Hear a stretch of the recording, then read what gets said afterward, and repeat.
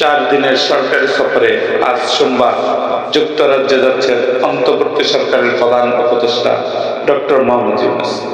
এই সফরে Buckingham প্যালেসে British রাজার তৃতীয় চার্লসের সঙ্গে দেখা করবেন প্রধান উপদেষ্টা।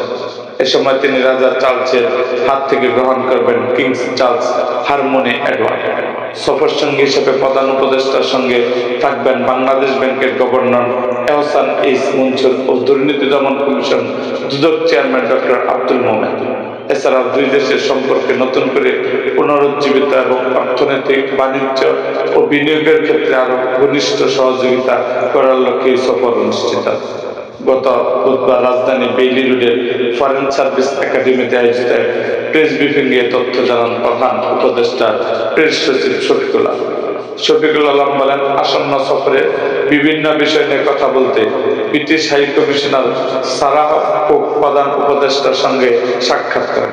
সেখানে রাজা তৃতীয় চার্লসের সঙ্গে সাক্ষাৎকার সহ বিভিন্ন স্বার্থ সংশ্লিষ্ট বিষয়ে দ্বিপাক্ষিক বৈঠক হবে।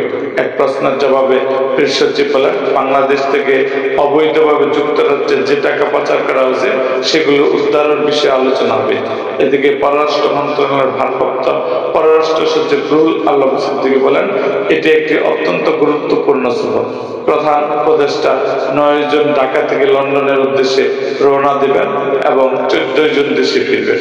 এই সফরে অধ্যাপক ইউনূস ব্রিটিশ রাজা তৃতীয় চার্লসের সঙ্গে সাক্ষাৎ করবেন।